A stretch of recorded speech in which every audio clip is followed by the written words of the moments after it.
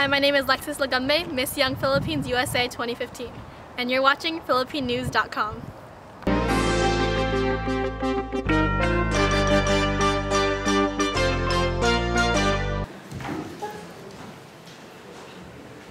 Hello, good evening. I'm wearing two hats now. Let me express myself first by expressing myself within the context of my first hat, which is to welcome you here at the Philippine Consulate General. For all those whom I'm meeting for the first time, I'm Henry Bensurto. You must have heard Ken. And I'm relatively new, a year old here, although I'm 50 years old. Let me go to my second hat, but before doing that, allow me to acknowledge certain people. First, Tita Lupita and the family of Ninoy who are here. His Excellency Ambassador and Madame Lopez, Ambassador Arguelles and Dr. Arguelles, and Beaver over there. I'd like General Katapang, who is newly retired Armed Forces Chief of Staff.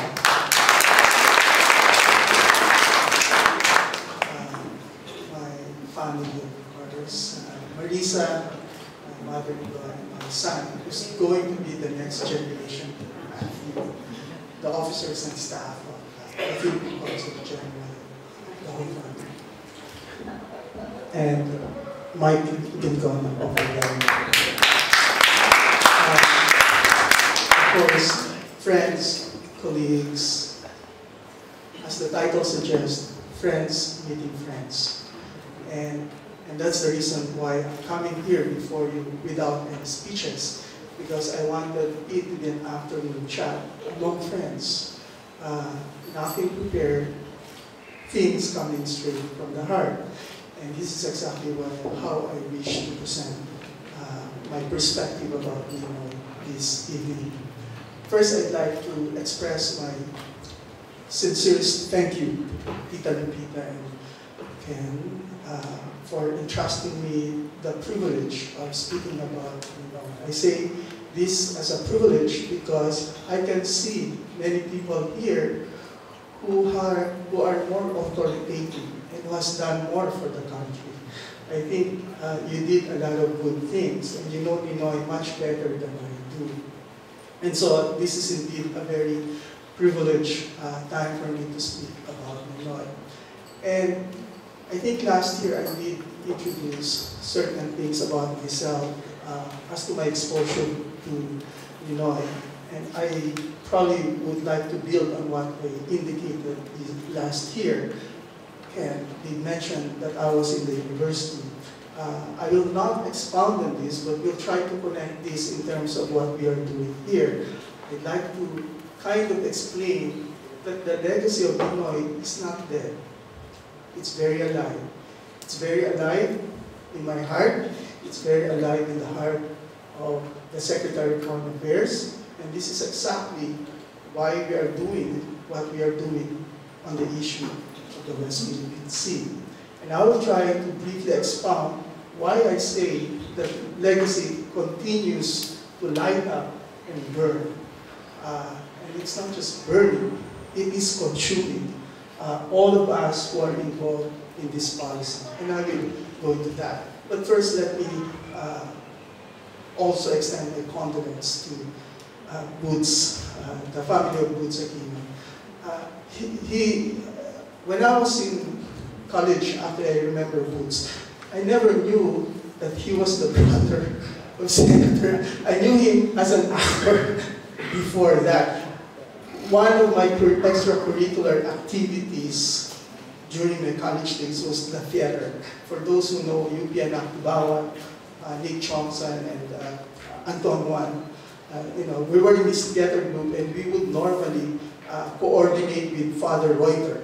And Father Reuter was closely associated with Boots. So I've seen him at St. Paul's. They would have, so I'd like to go there because it was a college university. Maurice, I was young then. I So I was like that. And I was very surprised to suddenly found boots on the street. I was totally shocked because how can an actor be on the street? And that's how I found out. And I was very much impressed because you see fire. You see fire and his charisma. He was a very charismatic person. Actually, in him I've never met Ninoy personally. I only knew him from friends. I only knew him from people talking about him. I remember one night, it was a night when, you knew him from a very ambiguous, ambiguously. But that night, when he was assassinated, I remember we were on the stairs, kind of chatting, and the word spread around. Ninoy was assassinated. And you can see, it was a sad night. And that night, we held a bonfire. And that night, there was something that lit up in my heart. I want to know this guy.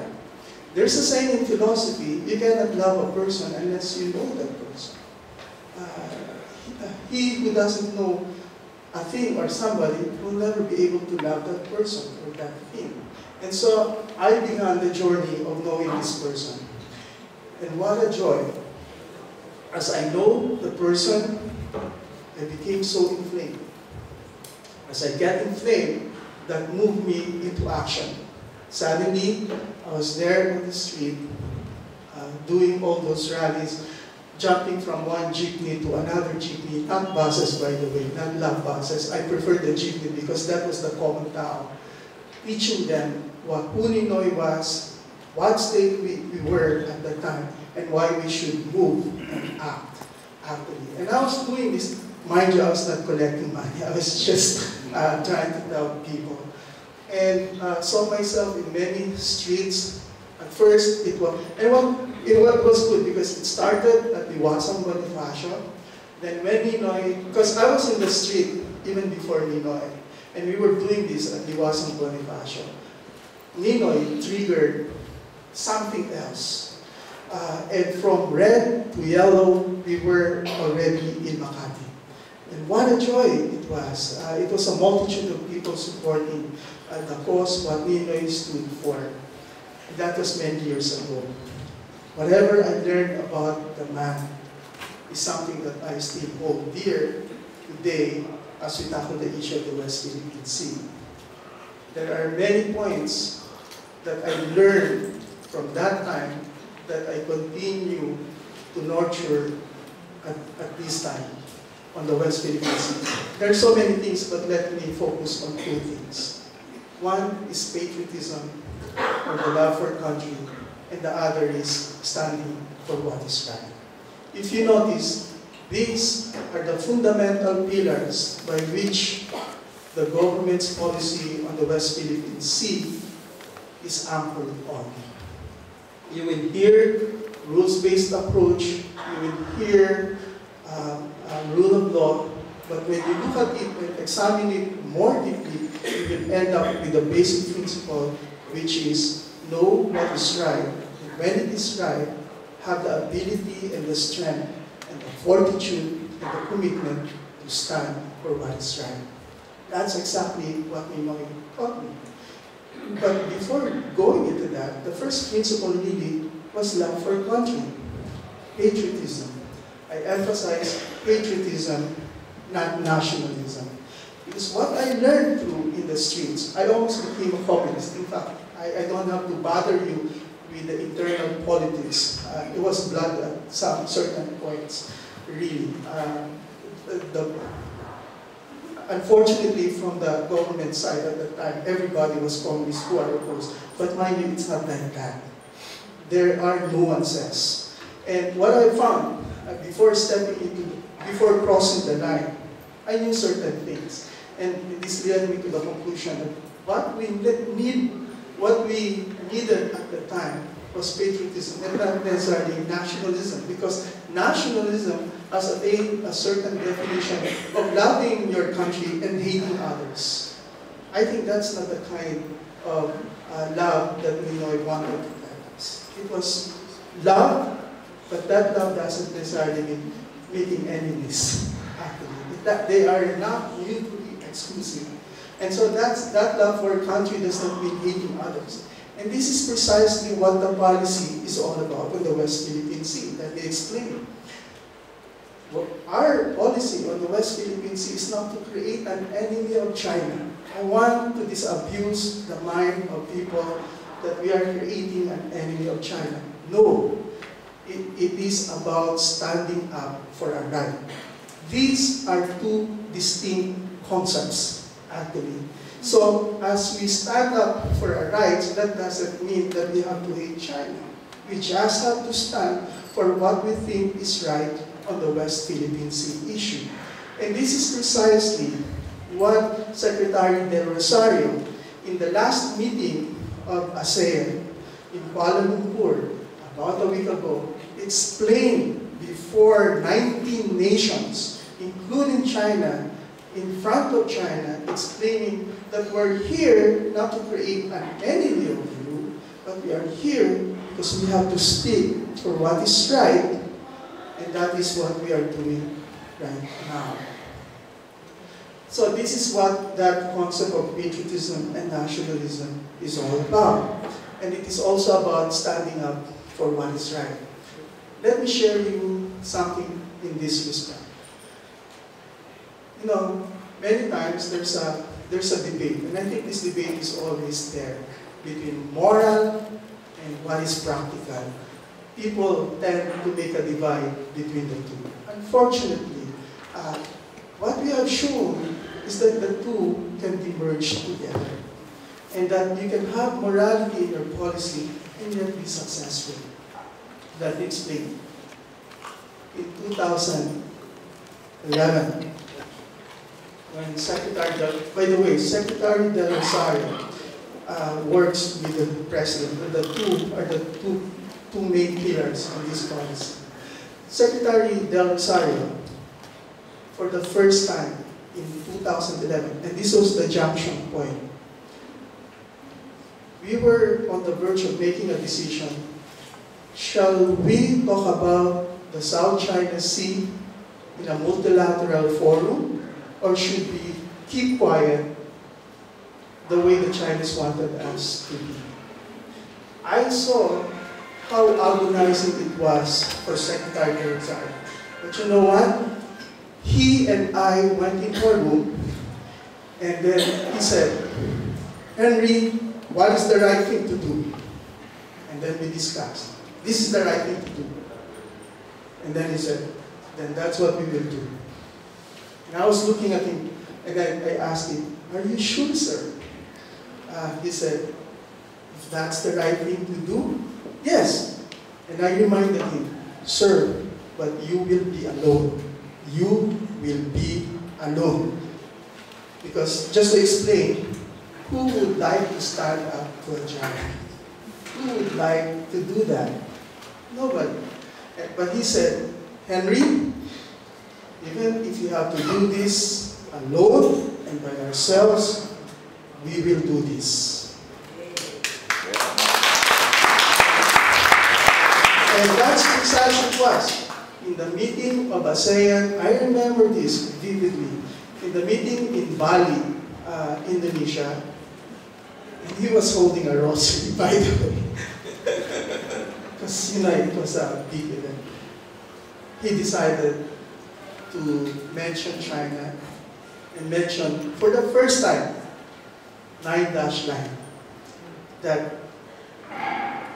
And he said this in a very nice way to his Chinese counterpart, that the crux of the matter in the South China Sea is the 9-line. If you are going to do away with it, then we would have something to talk about.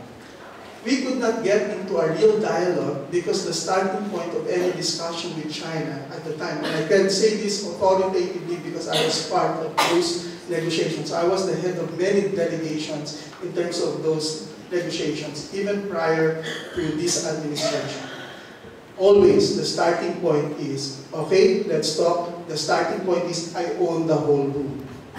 And then because I own the whole room, maybe because we can be friends, we can share some parts. let me put it this way. Ken, you're wearing a nice suit. That suit is obviously yours because you paid for it and you're wearing that. But mind you, Ken, I have a caliber 45 here, and that suit now is disputed because I say so, historically. And so, but Ken, I'm a good man and we are friends, so what we can do is I will share the suit with you. So today, you can wear that suit, but remember, tomorrow, bring it to me and I will wear it, but I promise you I will give it back to you the day after. This is the concept of joint development. And so, we could not move forward with that because of that this undisputed sovereignty, so to speak. And so, we decided, then let's settle it first, whether you really have a right or not. And we should not base this on your opinion or my opinion. Let's have an objective basis, which is international law. Whatever international law says, we will follow and we will comply. And this is a friendly gesture. We will not go to court, but both of us decide. But we didn't want. This is the reason why we went alone. And this is the reason why we have to stand up for our own right. And this is precisely what Secretary Del Rosario did in 2011. And the President, and what is good is that the President, who by the way, when I say the legacy continues to live, I say that both figuratively and literally because the person who advocates this policy is the blood and flesh of the person who advocated this principle, no less than the President himself. And so this is how it was. I tell you, it was very lonely. It was very sad. We were alone, and everybody had a dagger look on the secretary. Everybody. Why did you say that? Why did you raise it? This is not the proper forum. But you know, the secretary with his, I remember, he has a rosary all the time in his back, and said, you know, this is lonely, but we will move forward. The following year, we did the same thing. The year after that, we did the same thing. And you know what? Compared to 2011, last week, all the countries stood behind us. I say this, everybody spoke on the rule of law, and they spoke about freedom of navigation, and they spoke about the South China Sea. All the things that China did not want to be on the table and discussed. It was a sight to see. And there was an overjoyed. Some people were crying because this was completely different from the situation years ago. And this is the lesson that we have learned. Sad cause. But you know what? Sometimes standing up for what is right means going against the grain.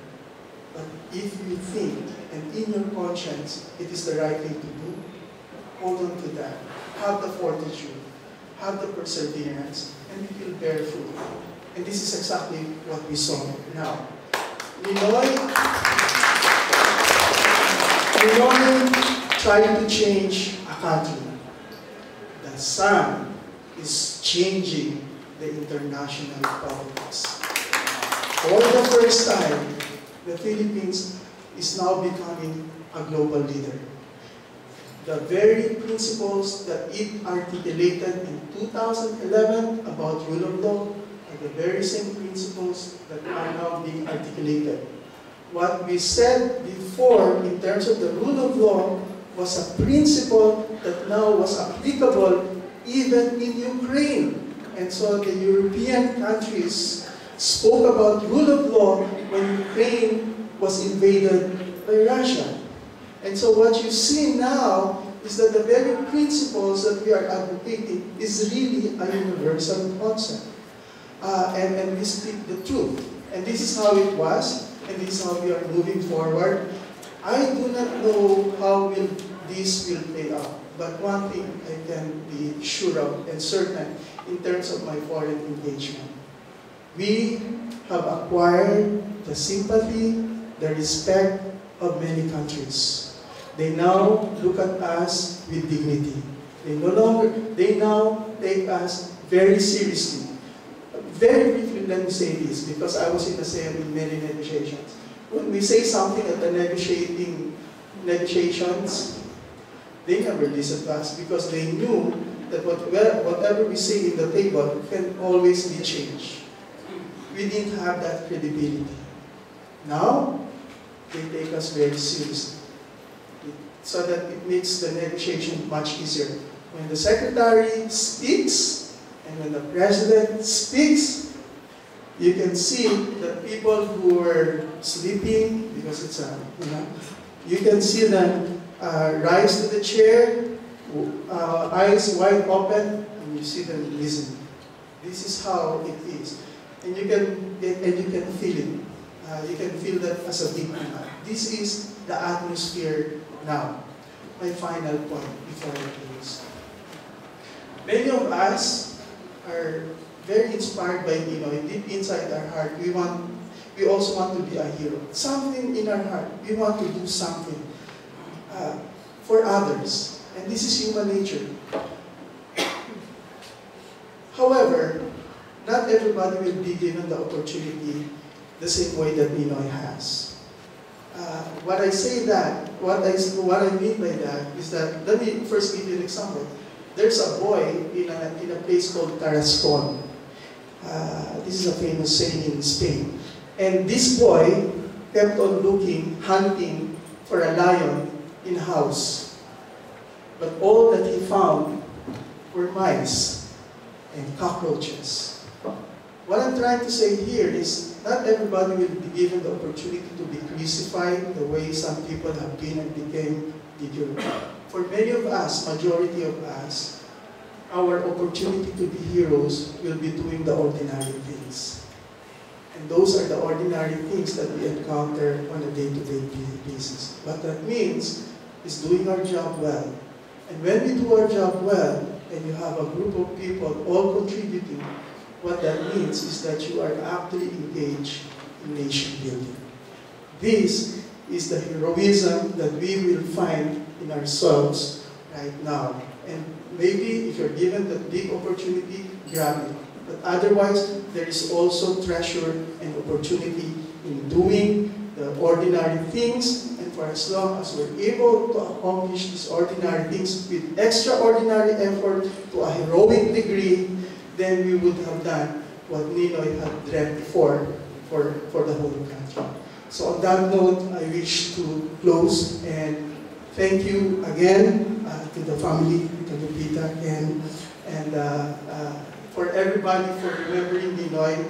Let us continue the fight. Let us continue making that fire lit, not only lit, but let that fire consume all of us for the good of the country. Thank you very much.